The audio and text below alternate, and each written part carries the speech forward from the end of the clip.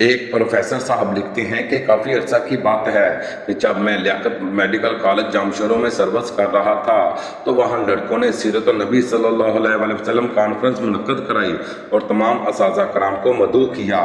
چنانچہ میں نے ڈاکٹر عنایت اللہ جوکیو جو ہڈی جوڑ کے ماہر تھے کہ ہمراہ اس کانفرنس میں شرکت کی۔ اس نشست میں اسلامیات کے ایک لیکچرار نے حضور اقدس صلی اللہ علیہ وسلم کی پرائیویٹ زندگی پر مفصل بیان کیا اور آپ کی ایک ایک شادی کی تفصیل بیان کی، یہ شادی کیوں کی اور اس سے امت کو کیا فائدہ ہوا۔ یہ بیان اتنا مؤثر تھا کہ حاضرین مجلس نے اس کو بہت سراہا۔ کانفرنس کے اختتام پر ہم دونوں جب جامشورو سے حیدرآباد بصریہ کار آ رہے تھے تو ڈاکٹر عنایت اللہ جوکیو نے عجیب بات کی۔ اس نے کہا کہ آج رات میں دوبارہ مسلمان ہوا ہوں۔ میں نے تفصیل پوچھی تو انہوں نے بتایا کہ 8 سال قبل جب وہ FRCS کے لیے انگلستان گئے تھے تو کراچی سے انگلستان کا سفر کافی لمبا تھا۔ ہوائی جہاز میں ایک ایئر ہوسٹس میرے ساتھ آ کر بیٹھ گئیں۔ ایک دوسرے کے حالات سے آگاہی کے بعد اس عورت نے مجھ سے پوچھا کہ تمہارا مذہب کیا ہے؟ میں نے بتایا اسلام۔ ہمارے نبی صلی اللہ علیہ وسلم کا نام پوچھا۔ میں نے حضرت محمد صلی اللہ علیہ وسلم بتایا۔ پھر اس لڑکی نے سوال کیا کہ کیا تم کو معلوم ہے کہ تمہارے نبی صلی اللہ علیہ وسلم نے 11 شادیاں کی تھیں؟ میں نے لا علمی ظاہر کی تو اس لڑکی نے کہا یہ بات حق اور سچ ہے۔ اس کے بعد اس لڑکی نے حضور صلی اللہ علیہ وسلم کے بارے میں معاذ اللہ نفسانی خواہشات کے غلبے کے علاوہ 2-3 دیگر الزامات لگائے، جس کے سننے کے بعد میرے دل میں نعوذ باللہ حضور صلی اللہ علیہ وسلم کے بارے میں نفرت پیدا ہو گئی، اور جب میں لندن کے ہوائی اڈے پر اترا تو میں مسلمان نہیں تھا۔ 8 سال انگلستان میں قیام کے دوران میں کسی مسلمان کو نہیں ملتا تھا، حتیٰ کہ عید کی نماز تک میں نے ترک کر دی۔ اتوار کو میں گرجوں میں جاتا اور وہاں کے مسلمان مجھے عیسائی کہتے تھے۔ جب میں 8 سال بعد واپس پاکستان آیا تو ہڈی جوڑ کا ماہر بن کر لیاقت میڈیکل کالج میں کام شروع کیا۔ یہاں بھی میری وہی عادت رہی۔ آج رات اس لیکچرار کا بیان سن کر میرا دل صاف ہو گیا اور میں نے پھر سے کلمہ پڑھا ہے۔ غور کیجئے، ایک عورت کے چند کلمات نے مسلمان کو کتنا گمراہ کیا، اور اگر آج ڈاکٹر عنایت اللہ کا یہ بیان نہ سنتا تو پتہ نہیں میرا کیا بنتا۔ اس کی وجہ ہم مسلمانوں کی کم علمی ہے۔ ہم حضور صلی اللہ علیہ وسلم کی زندگی کے متعلق نہ پڑھتے ہیں اور نہ جاننے کی کوشش کرتے ہیں۔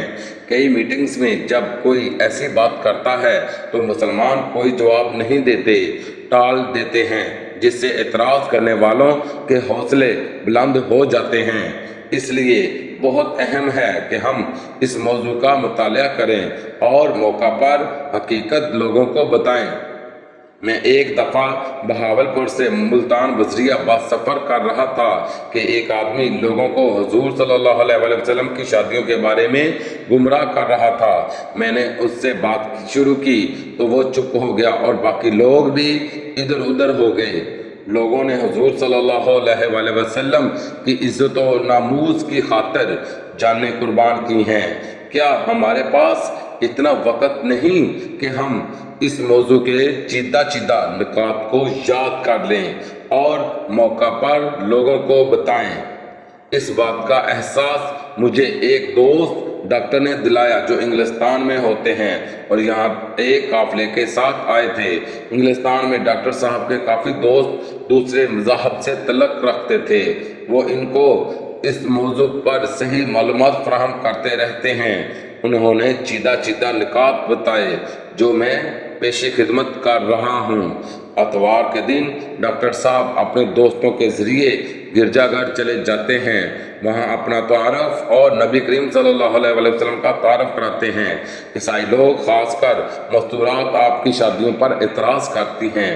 ڈاکٹر صاحب جو جوابات دیتے ہیں وہ مندرجہ ذیل ہیں۔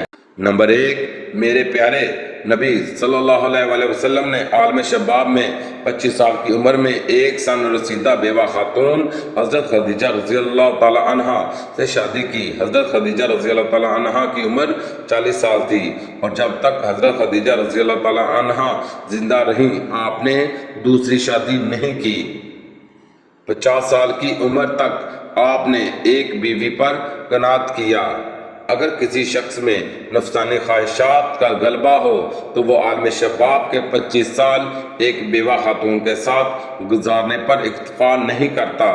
حضرت خدیجہ رضی اللہ تعالی عنہ کی وفات کے بعد مختلف وجوہات کی بنا پر آپ صلی اللہ علیہ وسلم نے نکاح کیے۔ پھر اسی مجمع سے ڈاکٹر صاحب نے سوال پوچھا کہ یہاں بہت سے نوجوان بیٹھے ہیں، آپ میں سے کون جوان ہے جو 40 سال کی بیوہ سے شادی کرے گا؟ سب خاموش رہے۔ ڈاکٹر صاحب نے ان کو بتایا کہ نبی کریم صلی اللہ علیہ وسلم نے یہ کیا ہے۔ پھر ڈاکٹر صاحب نے سب کو بتایا کہ جو 11 شادیاں آپ صلی اللہ علیہ وسلم نے کی ہیں سوائے ایک کے باقی سب بیوگان تھیں۔ یہ سن کر سب حیران ہوئے۔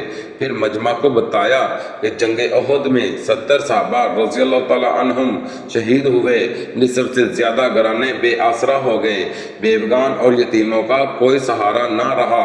اس مسئلہ کو حل کرنے کے لیے نبی کریم صلی اللہ علیہ وسلم نے اپنے صحابہ کرام کو بیوگان سے شادی کرنے کو کہا۔ لوگوں کو ترغیب دینے کے لیے آپ صلی اللہ علیہ وسلم نے حضرت سودا رضی اللہ تعالی عنہا، حضرت ام سلمہ رضی اللہ تعالی عنہا اور حضرت زینب بنت خزیمہ رضی اللہ تعالی عنہا سے مختلف اوقات میں نکاح کیے۔ آپ کو دیکھا دیکھی صحابہ کرام رضی اللہ تعالی عنہم نے بیوگان سے شادیاں کی، جس کی وجہ سے بے آسرا خواتین کے گھر آباد ہو گئے۔ عربوں میں کثرت ازواج کا رواج تھا۔ دوسرے شادی کے ذریعے قبائل کو قریب لانا اور اسلام کے فروغ کا مقصد آپ صلی اللہ علیہ وسلم کے پیش نظر تھا۔ ڈاکٹر صاحب نے بتایا کہ عربوں میں دستور تھا کہ جو شخص ان کا داماد بن جاتا اس کے خلاف جنگ کرنا اپنی عزت کے خلاف سمجھتے۔ ابو سفیان رضی اللہ تعالی عنہ اسلام لانے سے پہلے حضور صلی اللہ علیہ وسلم کے شدید ترین مخالف تھے، مگر جب ان کی بیٹی ام حبیبہ رضی اللہ تعالی عنہ سے حضور صلی اللہ علیہ وسلم کا نکاح ہوا تو یہ دشمنی کم ہو گئی۔ ہوا یہ کہ ام حبیبہ رضی اللہ تعالی عنہ شروع میں مسلمان ہو کر اپنے مسلمان شوہر کے ساتھ حبشہ ہجرت کر گئیں، وہاں ان کا خاوند نصرانی ہو گیا۔ حضرت ام حبیبہ رضی اللہ تعالی عنہ نے اس سے علیحدگی اختیار کی اور بہت مشکلات سے گھر پہنچی۔ حضور صلی اللہ علیہ وسلم نے ان کی دلجوئی فرمائی اور بادشاہ حبشہ کے ذریعے ان سے نکاح کیا۔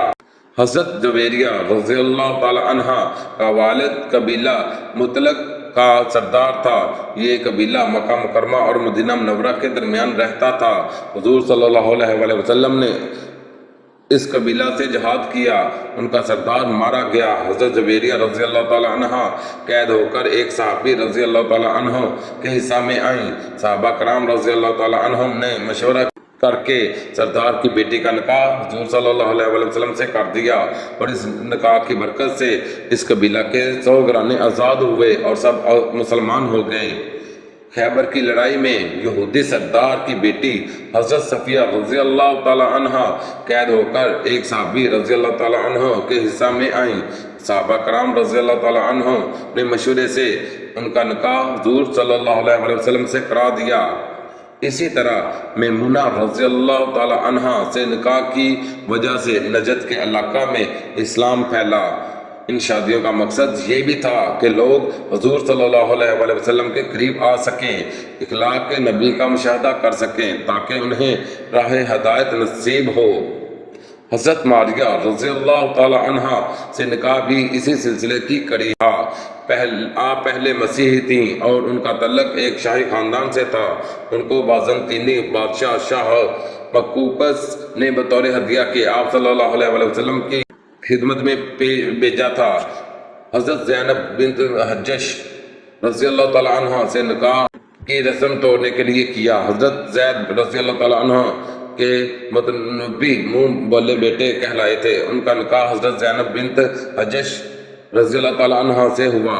مناسبت سے نہ ہونے پر حضرت زید رضی اللہ تعالیٰ عنہ نے انہیں طلاق دے دی تو حضور صلی اللہ علیہ وسلم نے نکاح کر دیا اور ثابت کر دیا کہ متبنی ہرگز حقیقی بیٹے کے ذیل میں نہیں آتا۔ اپنا کلام جاری رکھتے ہوئے ڈاکٹر صاحب نے بتایا کہ علوم اسلامیہ کا سرچشمہ قرآن پاک اور حضور اقدس صلی اللہ علیہ وسلم کی سیرت پاک ہے۔ آپ صلی اللہ علیہ وسلم کی سیرت پاک کا ہر ایک پہلو محفوظ کرنے کے لیے مردوں میں خاص کر اصحاب صفا رضی اللہ تعالیٰ عنہ نے بڑھ چڑھ کر حصہ لیا۔ عورتوں میں اس کام کے لیے ایک جماعت کی ضرورت تھی۔ ایک صحابیہ سے کام کرنا مشکل تھا۔ اس کام کی تکمیل کے لیے آپ صلی اللہ علیہ وسلم نے کئی نکاح کیے۔